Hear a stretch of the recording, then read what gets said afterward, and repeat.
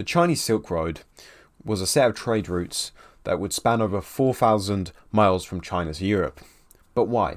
Well, the Han Dynasty at the time wanted to find out what the European culture and economic life was like, so they could put their influence over it. Now, even though the last Silk Road was in 1540, the Silk Road is coming back, but not by the Chinese monarchy, but by a communist party who wants to do the same thing, expand their influence from Kazakhstan to Europe. What the Silk Road is about, or as it's now called, the Belt and Road Initiative. The Belt and Road Initiative was first announced by Chinese President Xi Jinping in September 2013. The project incorporates infrastructure development in countries from Kazakhstan to Italy, and its objectives are to, let me just read it off Wikipedia, to construct a large unified market and make full use of both international and domestic markets through cultural exchange and integration to enhance mutual understanding and trust of member nations, resulting in an innovative plan, capital inflows, talent pools, and technology bases. Now you're probably wondering, Max, what does this have to do with the initiative failing?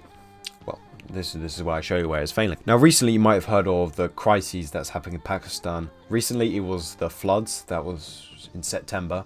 But earlier in the year, it was a debt crisis that unfolded there. What caused the debt crisis? Well, it has to do with the initiative, as they owe 77.3 billion USD to China. Now, the reason of it's the initiative's fault is that China has been investing so much into Pakistan, like coal and solar power stations, and building many highways across the country. Now, you might think, oh, this is great. Pakistan is developing thanks to China. But in these investments, China has a deal with Pakistan that Pakistan has to pay back the money from 5 to 10 years. But obviously, Pakistan can't pay back the 77 billion to China. And because of this, it not only started a crisis in Pakistan like earlier year, but also in China. The central banks of both countries have gained high interest rates. Furthermore, this inflated the Chinese housing market, and it created a Chinese housing bubble, which made Chinese housing overpriced for an average Chinese citizen. Now, normally, China's response to this debt crisis is to pressure the countries, say like, oh, who are normally developing countries, and what China does is like, oh, here's some more money, you developing countries. But obviously, China can't do that anymore because, you know, their money's trapped everywhere, and these countries who have their trapped money are like, I'm not going to pay you back because I actually need this money to help my economy. Now, this has not only affected Pakistan, but many African countries who rely on Beijing's money. For example, Zambia owes 1.6 billion to China, but they can't pay back because they're a developing market economy and they've kind of got their own economic crisis as well. Also, countries like Angola, Ethiopia, and Kenya owe over 4 billion in debt to China, but just can't pay back. So these countries have either gone to the IMF, which is the International Monetary Fund, or go to the EU, which obviously is a large annoyance to China's influence over the continent. Now, you've heard of China's debt to countries you wouldn't really consider powerful, but China's also invested in very powerful countries, or, you know, nowadays I would be like powerful because we're talking about Russia. You know, they're really faithful, long time ally. Russia and China have never been at war with each other.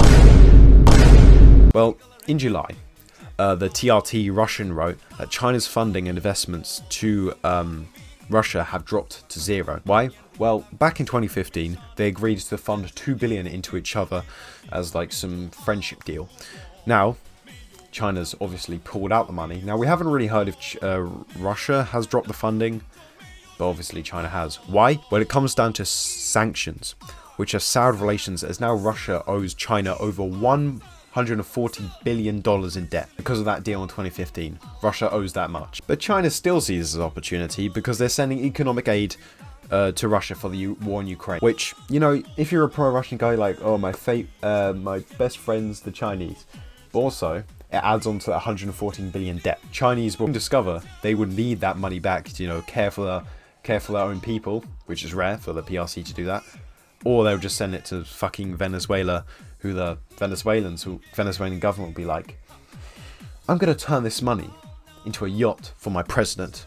We're not corrupt. We're just a normal country. Anyway, in conclusion, we have learned that if you keep giving your money to countries who are not that rich and need that money to stay with them for most of their life, and they can't pay back, you'll get high interest rates which will inflate your currency and cause a housing crisis in your country.